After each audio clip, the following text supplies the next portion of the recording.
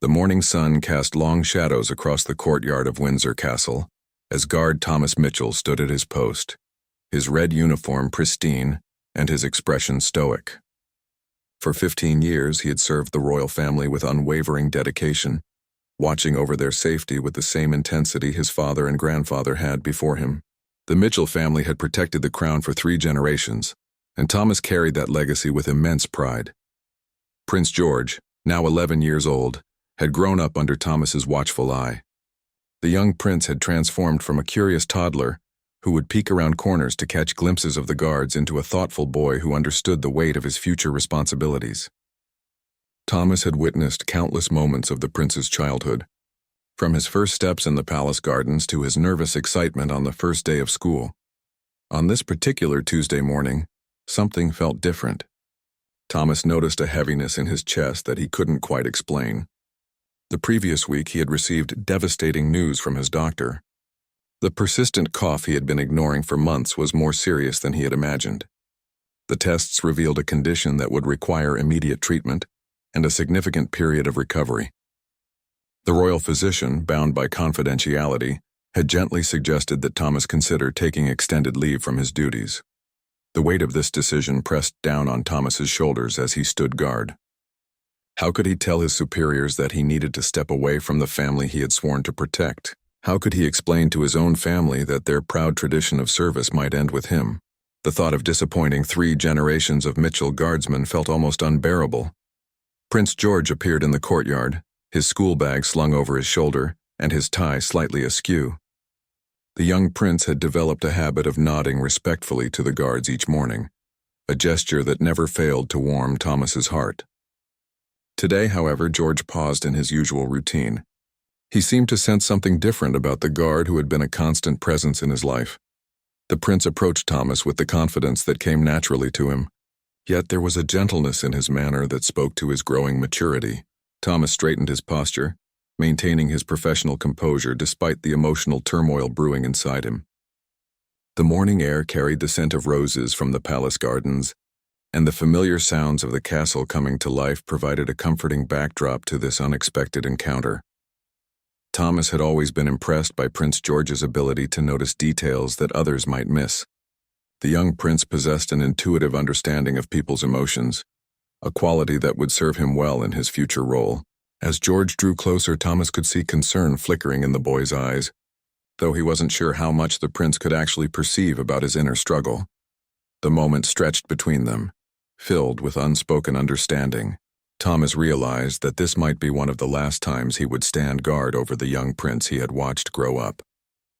The thought brought an unexpected tightness to his throat, but he maintained his disciplined stance, knowing that his duty required him to remain strong until the very end. This morning would prove to be the beginning of an extraordinary sequence of events that would touch the hearts of everyone in the palace and demonstrate the profound impact that simple human kindness can have, even within the formal structures of royal protocol. Prince George stopped directly in front of Thomas, his young face serious yet kind. The 11-year-old had inherited his grandmother's ability to read people, and something about the guard's demeanor told him that all was not well. Thomas fought to maintain his stoic expression, but the prince's perceptive gaze seemed to see right through his professional facade.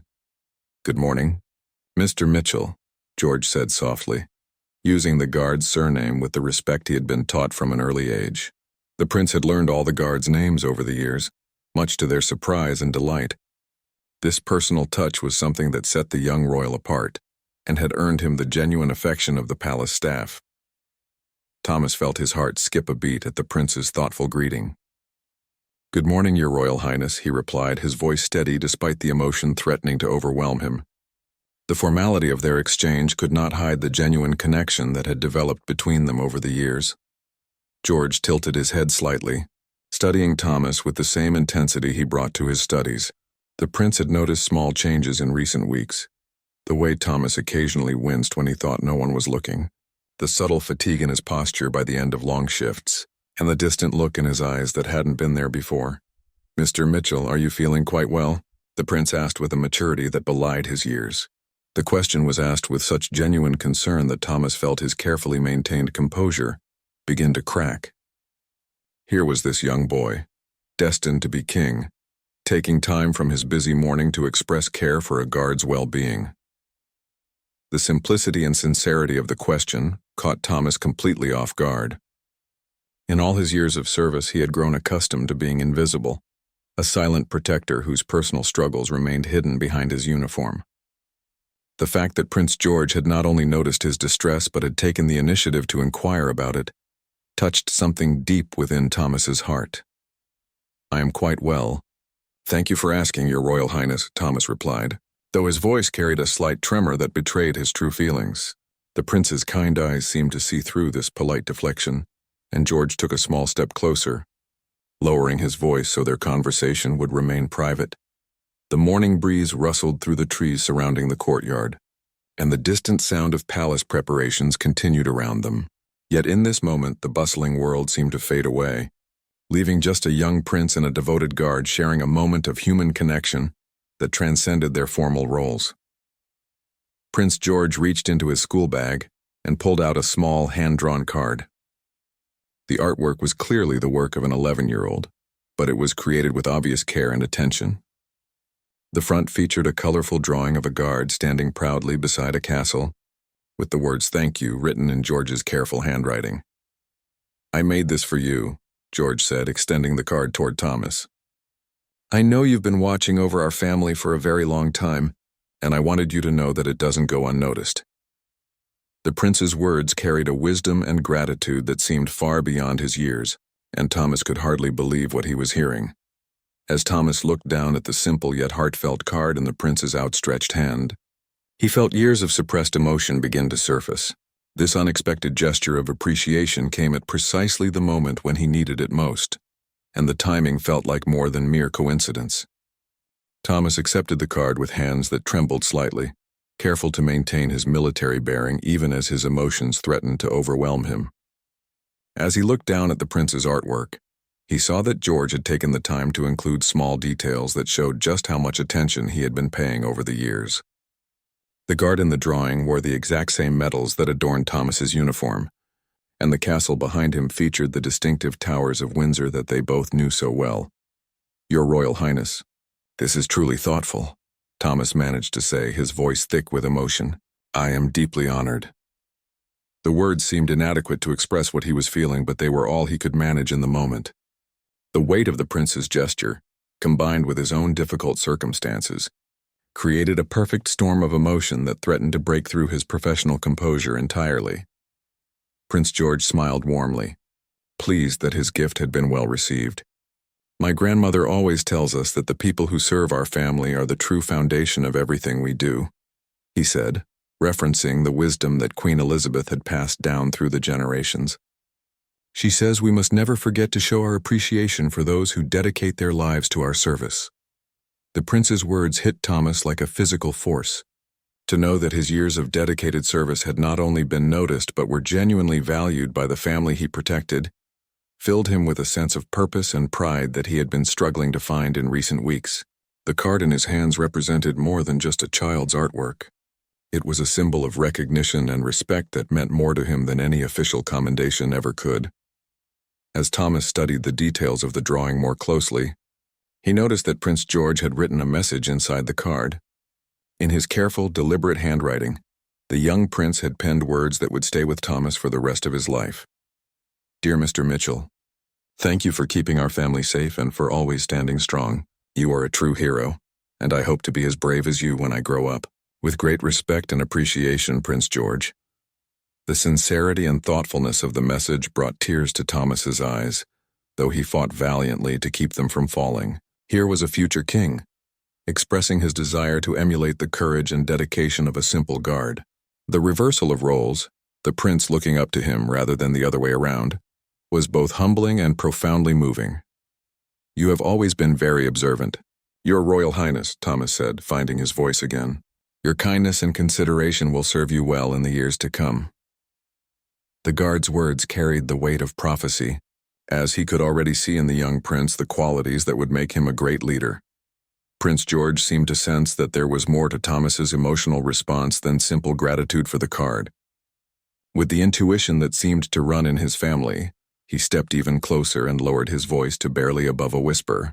"Mr. Mitchell, if there's ever anything troubling you, please know that our family cares about your well-being just as much as you care about ours." The offer of support from someone so young yet so wise nearly broke Thomas's resolve entirely. The irony was not lost on him that he was receiving comfort from the very person he was supposed to be protecting. In this moment, Prince George was demonstrating the kind of leadership and compassion that would define his future reign, showing that true strength comes not from authority but from genuine care for others.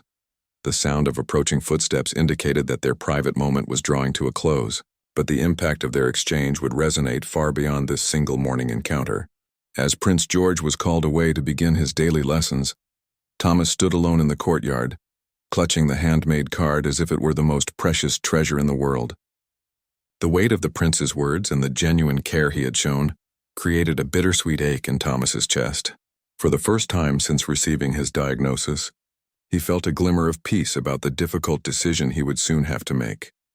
The rest of Thomas's shift passed in a blur of routine duties, but his mind kept returning to the unexpected gift and the conversation that had accompanied it. Every time he glanced down at the card tucked carefully into his uniform pocket, he felt a renewed sense of purpose and dignity. The prince's gesture had reminded him that his service mattered, that he had made a difference in the lives of the people he had sworn to protect. That evening, Thomas sat in his modest apartment near the castle grounds, the card propped up on his kitchen table as he composed the most difficult letter of his career. Writing his resignation had seemed impossible just hours earlier, but Prince George's kindness had given him the strength he needed to face this challenge with grace and dignity. "Dear Captain Williams," he began, his handwriting careful and deliberate. "After 15 years of proud service to the royal family, I must formally request extended medical leave that will likely result in my retirement from active duty." The words came easier than he had expected, flowing from a place of acceptance rather than defeat. As he wrote, Thomas reflected on the countless moments of joy and privilege that had defined his career.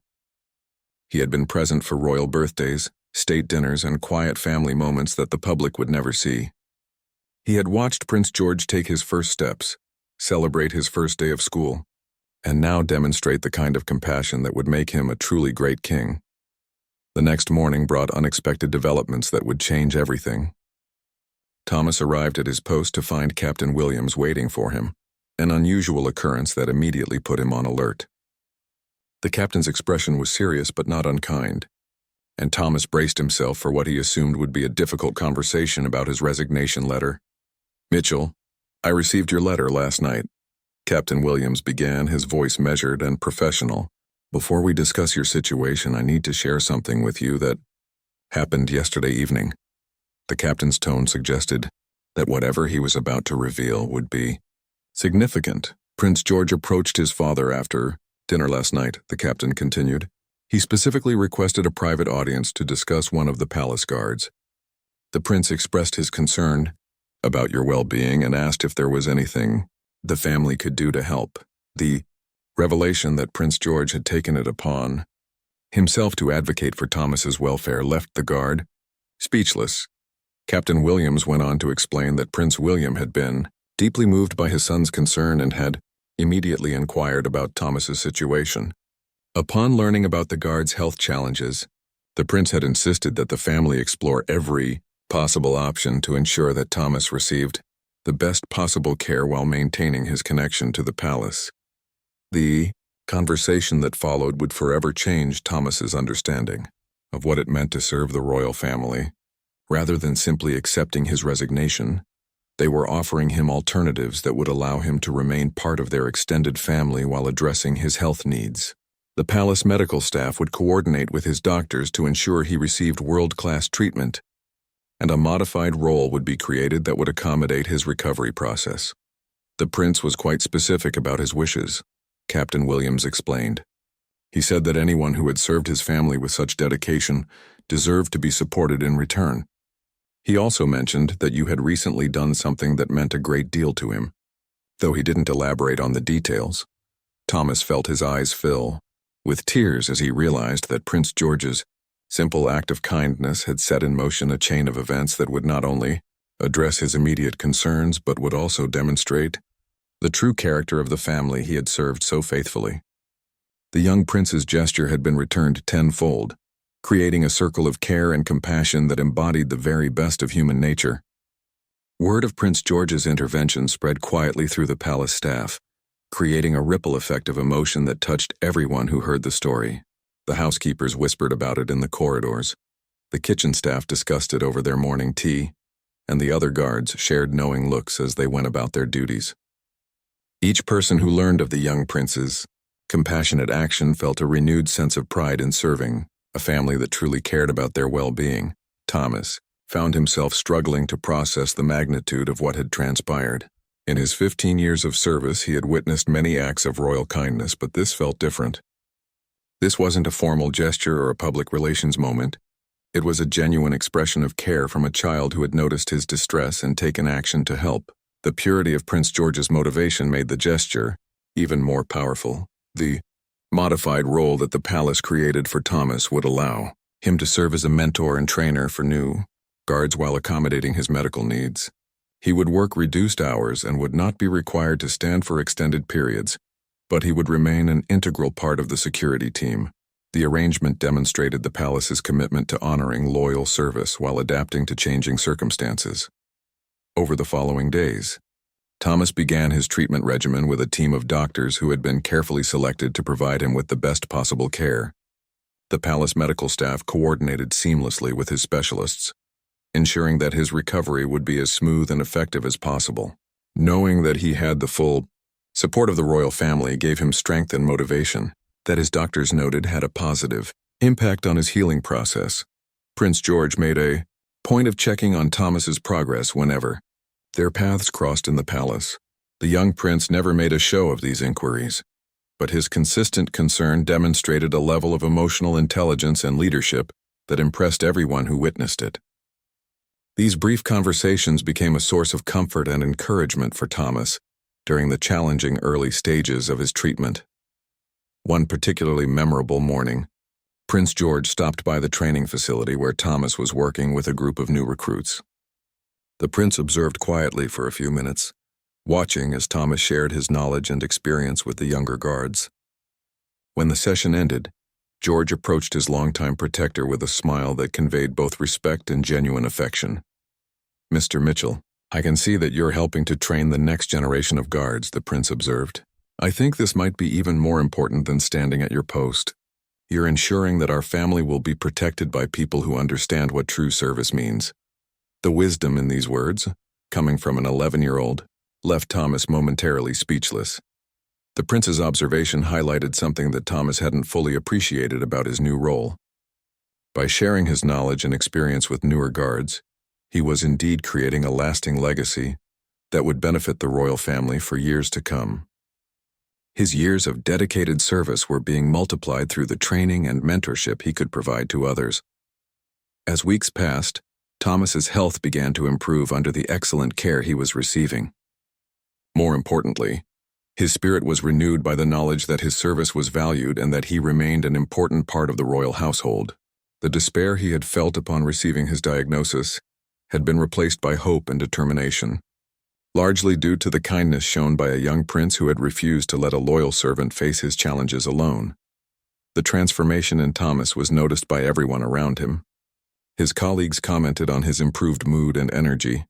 His doctors were pleased with his progress, and his family marveled at his positive outlook despite the serious nature of his condition. The power of feeling valued and supported had created a healing environment that went far beyond medical treatment. The story of Prince George's intervention became a source of inspiration throughout the palace, reminding everyone that true nobility comes not from titles or position, but from the compassion we show to others in their time of need. 3 months after that life-changing morning in the courtyard, Thomas stood in the same spot where Prince George had first offered him the handmade card. His treatment was progressing better than anyone had dared to hope, and his new role at the palace had given him a sense of purpose that energized him every day. The young guards he mentored looked up to him not just for his experience, but for his resilience and the grace with which he had handled his challenges. The palace had arranged a small ceremony to formally recognize Thomas's years of dedicated service and to celebrate his successful transition to his new role. It was to be a private affair, attended only by the immediate royal family and his fellow guards, but the significance of the event was not lost on anyone present. Rarely did the palace make such personal gestures for individual staff members, but Prince George's advocacy had set a precedent that spoke to the family's values. As the ceremony began, Thomas felt a familiar tightness in his throat, but this time it was caused by gratitude rather than fear. Prince William spoke eloquently about the importance of loyal service and the family's commitment to supporting those who had dedicated their lives to protecting them. The prince's words were formal but heartfelt, acknowledging Thomas's contributions while recognizing the broader principle of mutual care and respect. When Prince George stepped forward to present Thomas with a special commendation, the circle that had begun with a simple act of kindness was complete. The young prince, now several months older and even more confident in his role, spoke with a maturity that impressed everyone present. His words were carefully chosen, but they carried the authentic emotion that had characterized their relationship from the beginning. "Mr. Mitchell has taught me that true strength comes from caring about others, even when facing your own difficulties," Prince George said, his voice clear and steady. "His example of courage and dedication will stay with me always, and I hope that I can show the same kind of grace under pressure that he has demonstrated." The prince's words revealed how much he had learned from observing Thomas's journey. As Thomas accepted the commendation, he thought about the journey that had brought him to this moment. What had begun as the darkest period of his life had been transformed by the kindness of a young prince into something beautiful and meaningful. The card that George had given him months earlier was now framed and displayed prominently in his new office, serving as a daily reminder of the power of human compassion. The ceremony concluded with an unexpected announcement from Prince William. The family had decided to establish a support program for palace staff facing health challenges, ensuring that others would receive the same level of care and support that Thomas had experienced. The program would be named in honor of Thomas's service, creating a lasting legacy that would benefit palace employees for generations to come. Following the formal proceedings, Prince George approached Thomas for a private conversation. The young prince wanted to personally thank him for the example he had set and for the way he had handled everything with such dignity. Their conversation was warm and natural, filled with the mutual respect that had developed between them over the years. "Mr. Mitchell, I want you to know that your strength during this difficult time has taught me more about leadership than any lesson I've had," George confided. "You've shown me that true leaders take care of their people, and that people take care of their leaders when there's genuine respect between them." The prince's insight demonstrated his growing understanding of the reciprocal nature of service and leadership. Thomas felt a profound sense of completion as he listened to the prince's words. The young boy who had first approached him with a handmade card had grown into someone who truly understood the values that would make him a great king. The exchange of kindness that had begun months earlier had created a bond that transcended their formal roles, and had taught both of them valuable lessons about compassion, resilience, and the importance of supporting one another. As the day drew to a close, Thomas reflected on how dramatically his life had changed since that morning, when he had stood in the courtyard, overwhelmed by fear and uncertainty. Prince George's simple gesture had not only saved his career, but had also created a new model for how the palace could support its dedicated staff members in times of need. Years passed, and the story of Prince George's gesture became part of palace folklore, passed down from one generation of staff to the next. Thomas continued to thrive in his role as mentor and trainer, his health fully restored and his spirit stronger than ever. The support program established in his honor helped dozens of palace employees navigate their own health challenges, creating a legacy of care that extended far beyond the original gesture. Prince George, now a teenager, had grown into the compassionate leader that Thomas had glimpsed in that 11-year-old boy. The prince often sought out Thomas's counsel, not just on matters of security, but on questions of leadership and character. Their relationship had evolved from protector and protected into something closer to mentor and student, with wisdom flowing in both directions. The handmade card that had started everything remained in its place of honor in Thomas's office, but its meaning had evolved over time.